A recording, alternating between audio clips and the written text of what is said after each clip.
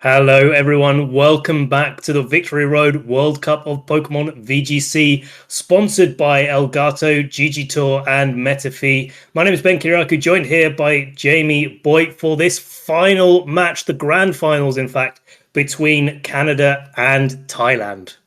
Yeah, we've had a great first game to start us off between DJ and Kylan coming out, and Canada were able to take the victory in that very first game.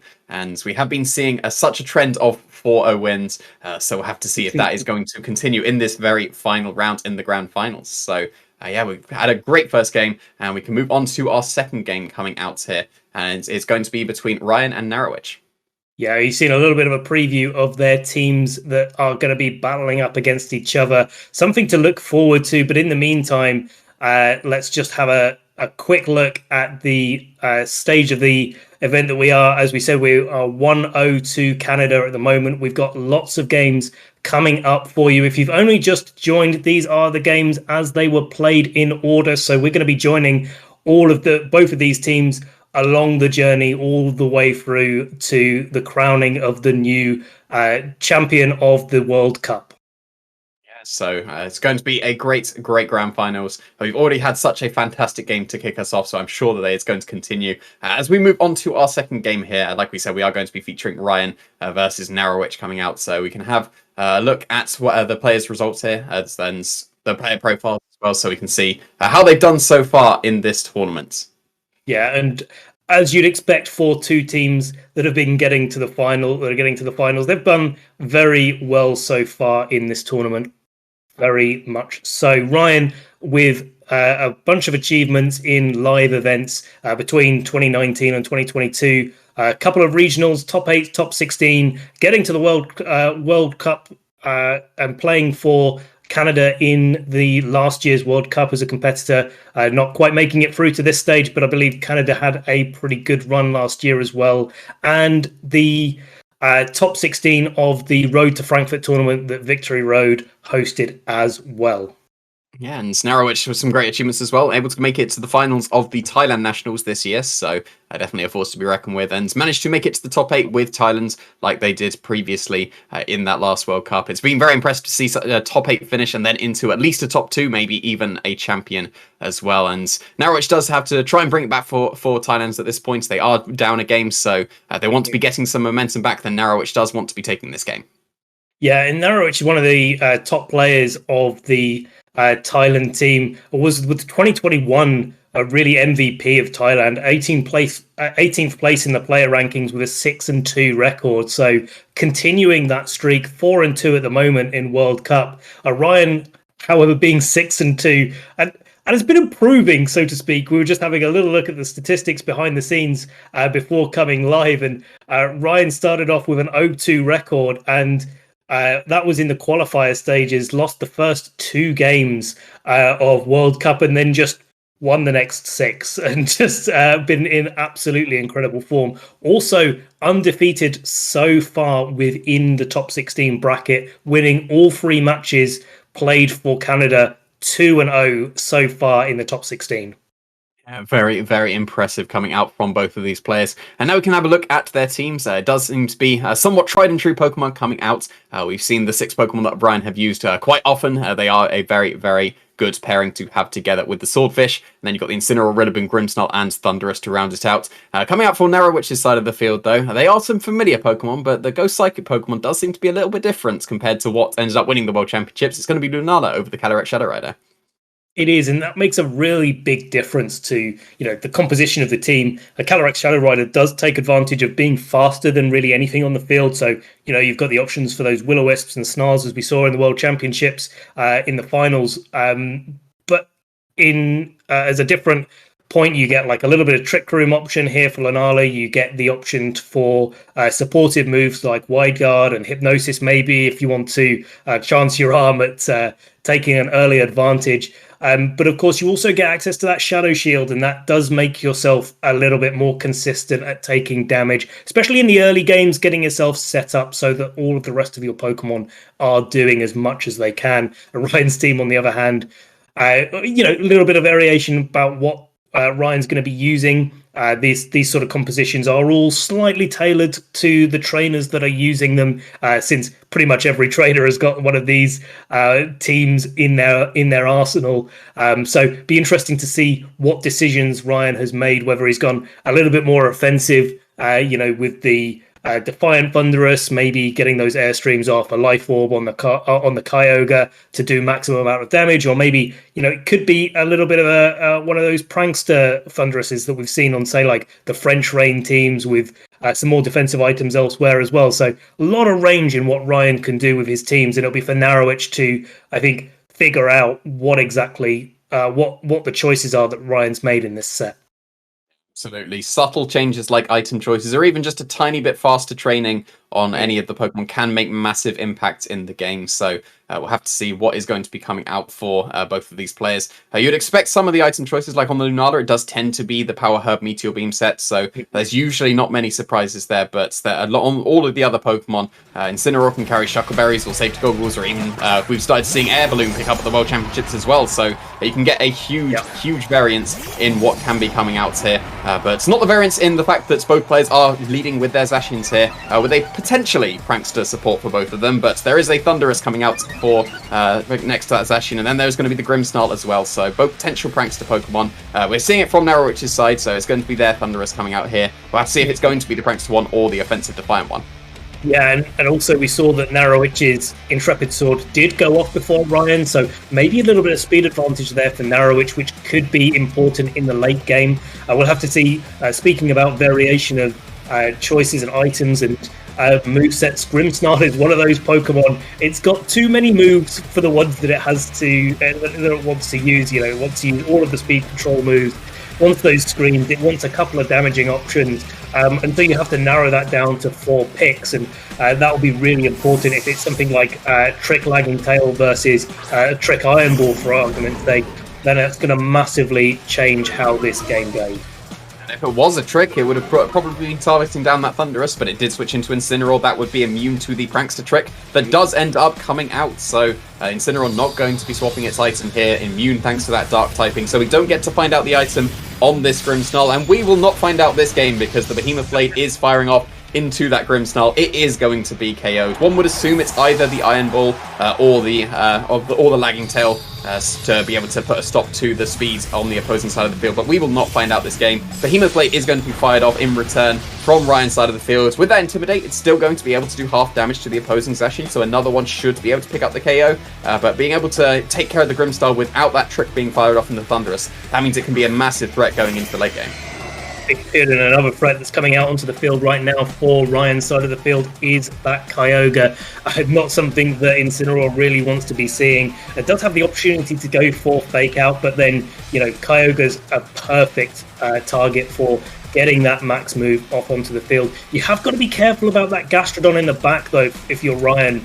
You can't just, launch out Max Geysers into this sort of composition that Narawitch is playing without thinking about the consequences first, and that's going to be interesting to see how Ryan navigates this turn.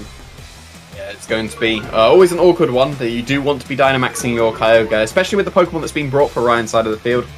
They were revealing this Incineroar and switching in for Zacian, so there's not going to be a Thunderous in the back that would want to go for the Dynamax as well. You do want to be going for it with the Kyogre, but you definitely don't want to be going for any Max Geysers now that the Gastrodon switched in for the Incineroar on Narawitch's side of the field. So instead, Kyogre is just going to keep itself safe and protect itself from this incoming Behemoth Blade that was fired off into it. So just a little bit of pivoting about that turn.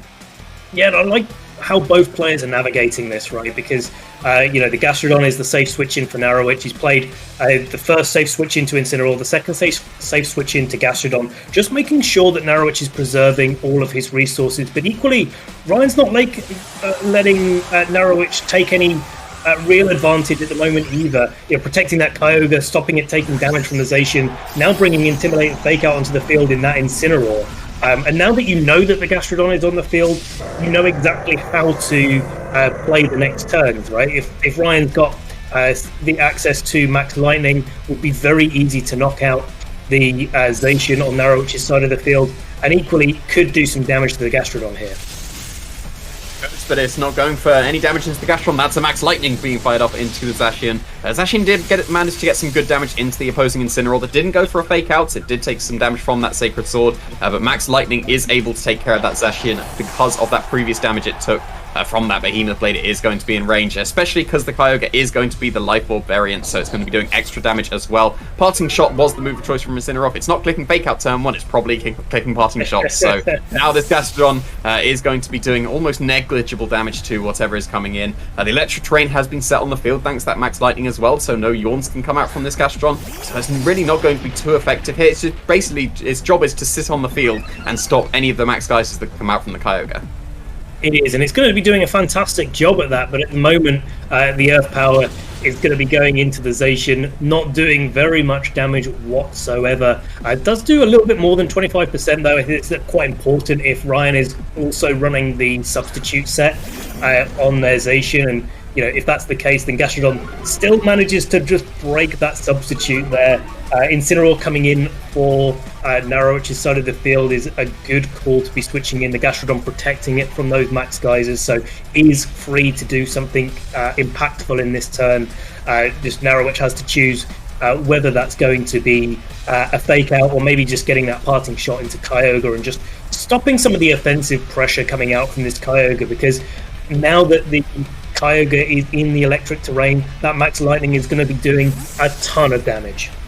Yeah, absolutely will, and it's maybe even able to get close to pick up the knockout on the opposing Incineroar, depending on how it's trained, because that Life Orb just makes that Kyogre so powerful, especially in that electric terrain. I would have absolutely been able to KO it if it was able to go for its Max Geysers, but it still can't while this Gastrodon's on the field, and it might be sticking around on the field even further here because Narawitch is choosing now to Dynamax, so not going for the Dynamax with the Thunderous that they have waiting in the back. Instead, it is going to be this Gastrodon. Even after the parting shot, Narawitch is going to be going for the Gastrodon Dynamax and maybe prioritizing the Max Quakes that can come out from this Gastrodon a bit more than the damage that come out in the future turns, and also going to be able to shrug off this Max Hailstorm that is being fired off into it a lot better than it would have done otherwise. I'm going to be doing about third damage to the Dynamax form of the Gastrodon and going to be setting that hail as well.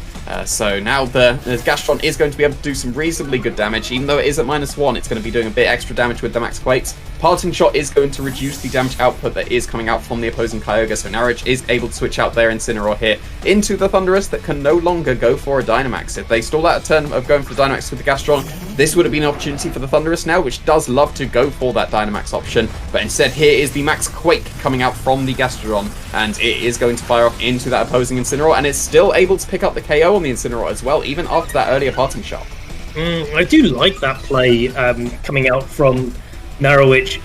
I like the play coming out from Ryan as well, equally, just not losing that Zacian is going to be so important in the end game, especially seeing this Gastrodon is the Pokemon that's gone for the Max, and that Max Quake is going to be setting up for this end game where Gastrodon is, pretty much indestructible with a combination of leftovers, recovery, and that electric terrain is going to end eventually.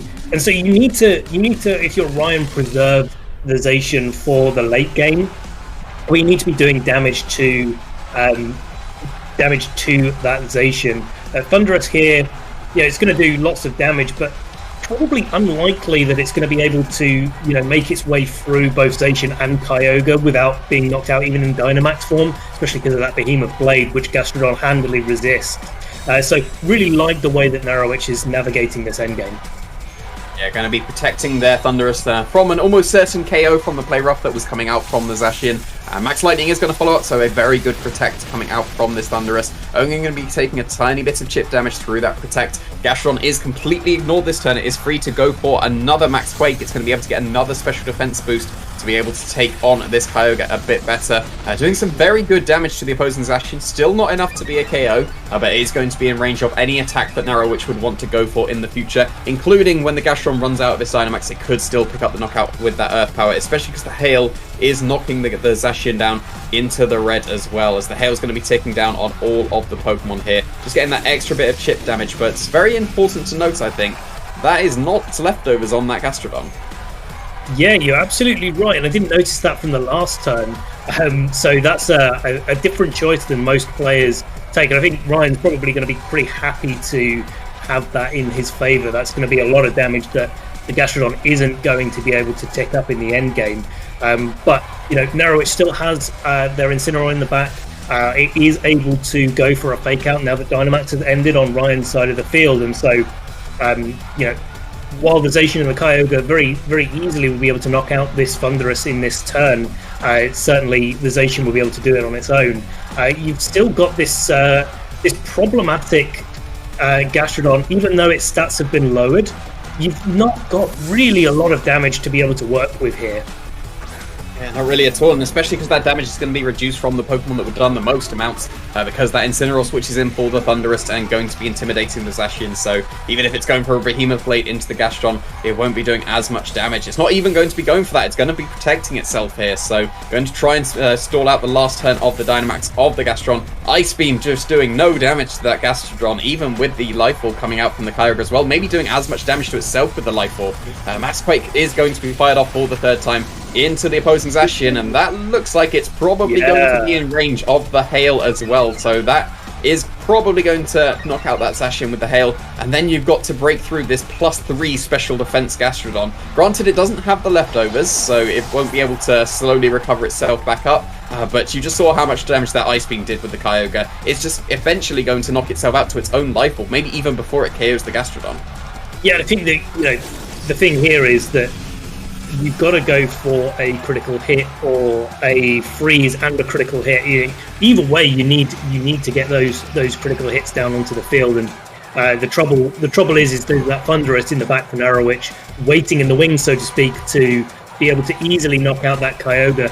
There's been no speed control in this game really whatsoever. There's been no max airstreams from either Thunderous. The trick failed on the Grimmsnarl in turn 1 from Ryan's side of the field. So this Kyogre is still doing exactly the same as what it was doing in turn 1, or still at the same speed as Incineroar goes to the fake out and Thunderous comes in place of Gastrodon. Yeah, sacrificing the special defense boost doesn't particularly matter here when you have a Pokemon that outspeeds and knocks out the opposing Pokemon. A Wild Charge will definitely end this game, as the Thunderous will just outspeed and KO that Kyogre. So very, very nicely done from Narawitch's side of the field, avoiding the trick initially, while it seems like a very good play, and expecting the Thunderous to be Dynamaxing in the future, but then it didn't even need it, so the Gastrodon ended up using all 3 turns of its Dynamax just to go for those Max Quakes, even though it wasn't doing as much damage as it could have done because of the parting shots. That's all that was needed, because it just launched off 3 Max Quakes into an Incineroar that was KO'd even at -1, Zacian that was KO'd to 2 of those Max Quakes as well. Maybe if the Zacian would have been able to survive that turn, it may have been a chance coming out for Ryan, but then at the same time the Incineroar had just switched in, it would have been able to get a fake out KO if the Zacian was able to survive. So really, really smart choice of Dynamax coming out when we fully expected that Thunderous when it avoided the trick. Yeah, exactly. I think one of the other things I want to talk about before we move on to game 2 is just that little bit of information game that came out at the end of game 1. I think Narawitch played the turns that ended the game on the spot really well in the end game, switching that Thunderous in, but also in doing that revealed the Life Orb on the Thunderous. And I do wonder whether that's a conscious choice for Narawitch, just saying look, I've got the Life Orb on the Thunderous. You have to consider this as a threat to Ryan, and saying maybe trying to going forward in the match, getting that making sure it's a trick target, maybe making sure that Grimmsnarl wants to go into it, making it more likely that the Grimmsnarl's going for a reflect, so Gastrodon or something else could do a little bit more work there. So I think that's a really interesting choice to be making, to reveal that little bit of information that makes quite a bit of a difference going into game 2 and game 3. You did potentially have the option to just try and take the KO on the Kyogre with just your Incineroar on the Gastrodon. Doesn't particularly matter if you fake out and switch in the Thunderous that turn, as long as you don't hard switch in the Thunderous at any point and just allow one of your the Incineroar or the Gastrodon, maybe even both as well, to be able to just be KO'd. As soon as the Thunderous hits the field, it can Wild Charge, so maybe potentially to try and win the game with just the Incineroar and the Gastrodon, because you've given out the information of the Life Orb now, you've given out the information that there is no leftovers on the Gastrodon as well. If the Gastrodon does have leftovers, it can always 1v1 an opposing Kyogre. When it doesn't have that, the Kyogre can potentially brute force through the Gastrodon because it can't get that recovery residual from the leftovers, especially with the Life Orb on the Kyogre as well. Yes. So that is very, very good information for both of these players to know as well. You know that the Life Orb is on the Kyogre also, not on the Thunderous. So the information has been somewhat revealed going into these games. So it's going to be now up to the players to be able to adjust knowing those facts.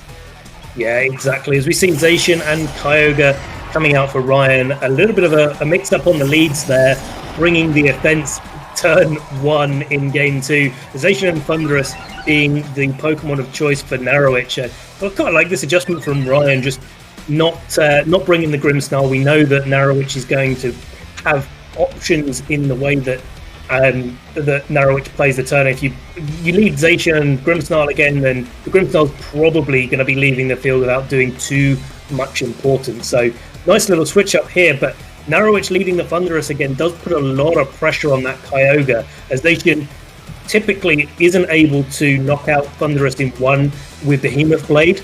The Thundurus could go down to a Play Rough if Ryan is using Play Rough on his Pokemon, but if that Thundurus goes for a Dynamax, then Play Rough is not going to be doing as much damage as Behemoth Blade here.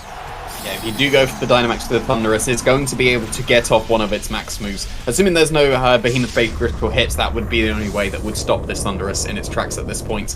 But you really just get to fire off a double attack into this Kyogre if you wanted to. It would need to go for a Dynamax to be able to potentially survive, but not if it was being targeted by the Behemoth Blade and the Max Lightning as well. And no Dynamax coming out from the Kyogre. It is just taking that Behemoth Blade and doing almost half damage to that opposing Kyogre. We are going to see a Behemoth Blade responded in kind from Ryan's side of the field, but it's no choice of Dynamax coming up from Ryan's side of the field means that Kyogre is almost certainly going to get KO'd because that Thundurus did survive the Behemoth Blade coming out pretty comfortably. Even an Airstream would have probably done it into the Kyogre, but it's going to be Lightning instead going into the Kyogre. It's absolutely going to be a KO on that Pokemon, and maybe a potential missed chance to go for an Airstream given the fact that the Kyogre didn't Dynamax, but Max Lightning was able to cover if it did go for the Dynamax. Yeah, I think that's really the right play there for Narawitch, as you say. You don't want to be double attacking into the Kyogre and for it not to be departing from the field. And even though it is the Life Orb set on Ryan's side of the field, you know that the with Dynamax in play, that Kyogre is so bulky. And I think I agree, Jamie, that it's unlikely that the Airstream would have been able to knock it out. Incineroar, though, coming in for the Kyogre does give Thundurus a little bit of a boost, but it is suppressed by the Behemoth Blade on Ryan's side of the field. So that Thundurus is likely not going to be moving anytime soon. Be knocked out from Behemoth Blade pretty comfortably at this point. It is nice that it's got the boost, but it does want to make use of that. It would have to go for Max Guard this turn if it wanted to be able to survive. But no Fake Out coming out from the opposing Incineroar. Switching into a potential Fake Out coming in as well. It's Rillaboom that's going to be the adjustment coming out. Very much fearing that Gastrodon that came out in the last game. Very nice adjustment to try and catch that. But at the moment, it's just caught the Incineroar switching in and this Max Guard from the Thundurus. Very smart to be able to potentially go for the Fake Out into the opposing Zacian so that Thundurus would be able to make use of its boost. But Ryan responding in kind with most likely going to be a faster Fake Out. That means you get to Fake Out the Incineroar with Rillaboom, and this time you get to go for Behemoth Blade once again into the Thundurus that has just gone for the Max Guard. Yeah, it's really clever there for Ryan, just making sure that Fake Out is always in play, bringing extra cover for the Gastrodon, as you said, and now the Thundurus is almost surely going to be being knocked out by Zacian on Ryan's side of the field. Double Max Guard is the only way that it could be able to survive another turn, but doesn't come out as Fake Out comes out from the Rillaboom. Zacian going for the Behemoth Blade is going to be into that Thundurus, and with an Intimidate, there's a chance it may be able to live. No, does actually take the knockout.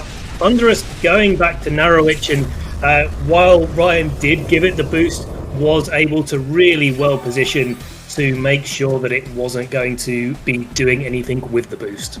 Yeah, really smart switch out into the Rillaboom there. It wasn't brought in the previous game, so it would have been very impactful if the Incineroar on Narawitch's side of the field hit the field and then you get the Max Guard, because then you get to waste the Fake Out of the Incineroar, you get a Fake Out into the Zacian and get to make use of the Max Airstream from the Thundurus. But Rillaboom, just such a smart adjustment, even though we haven't seen the Gastrodon yet, already very impactful to take care of the Dynamax from Narawitch's side of the field. So Really, really strong play. And we haven't even seen the Dynamax coming out from Ryan's side of the field yet, because they did choose to forego the Dynamax on that first turn with the Kyogre. That means that they can Dynamax this Rillaboom or the Incineroar that is waiting in the back, and either of them would be very good choices, especially the fact that the Thundurus has now been taken care of. That frees up the Rillaboom a lot. That frees up the Incineroar to be able to switch in, like it is doing for the opposing Rillaboom, so that you can freely intimidate without any worries of Defiant anymore.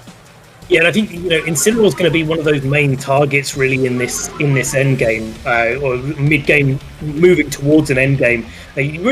Both players really want to be getting to a position where Incineroar on the opposing side of the field isn't going to be so much of a threat anymore, because that Intimidate is so impactful into basically everything so far on the field.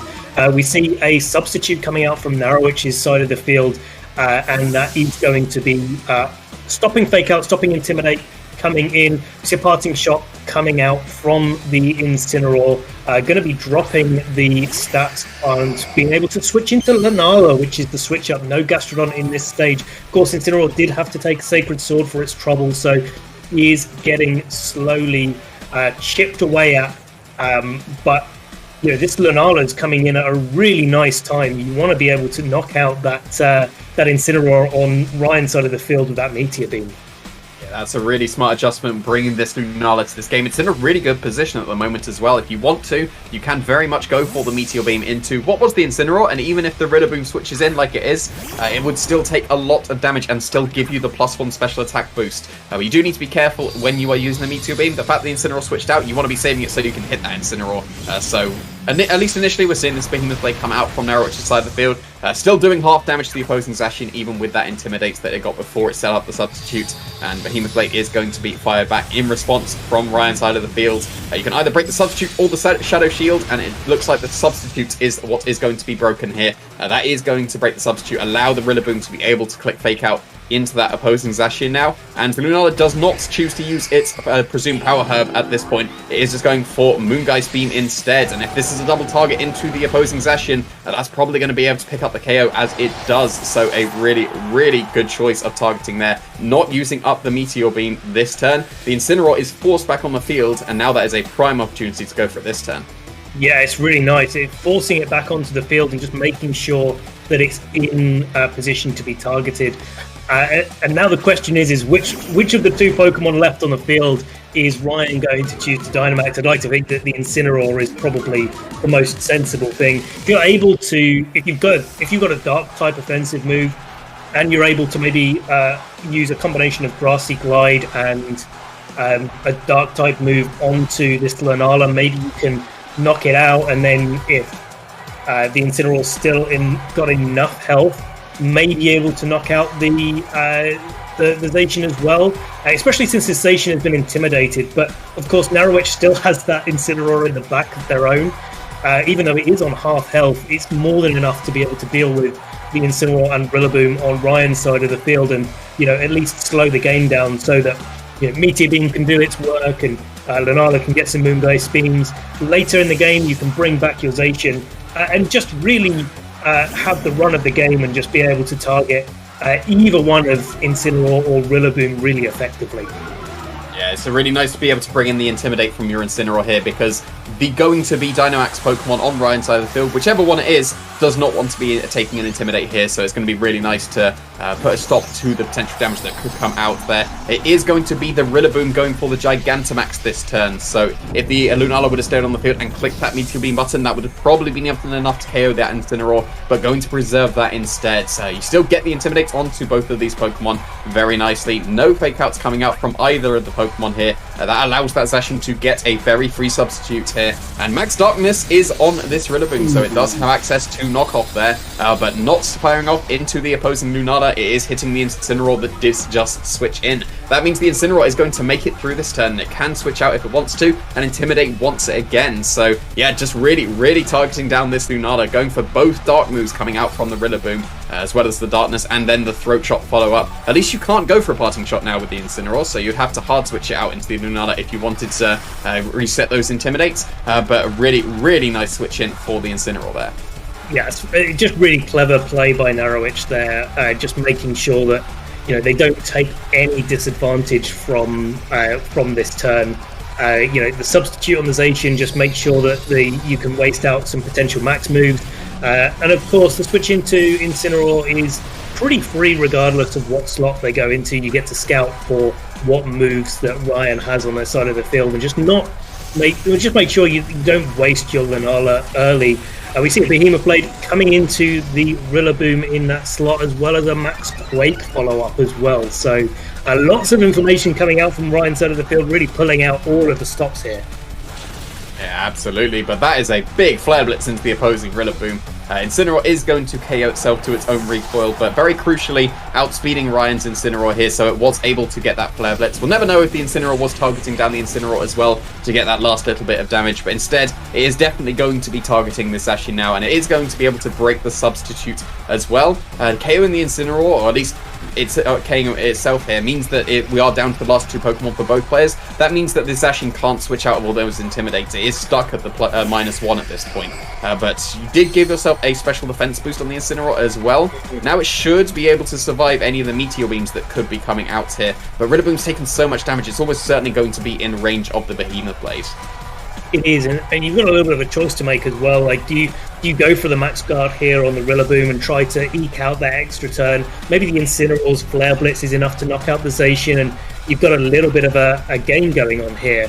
Once the Meteor Beam has been used by that Lunala, it isn't able to use it again, and that gives Incineroar a bit of a unique position to be able to, do a little bit of work in this end game. And no protects though from the Rillaboom, and it is going to be a Behemoth Blade knocking out the last health on that Gigantamax Rillaboom.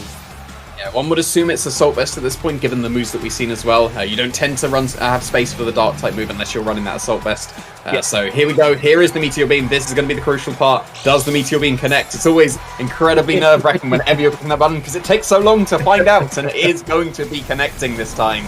So even though the Incineroar is having that +1 special defense boost, it has taken so much damage. It did survive at least, but it's taken so much damage, and with the Shadow Shield still being intact, Lunala's easily able to shrug off that Throat Chop, and now you just get to go for a Sacred Sword and end the game right here.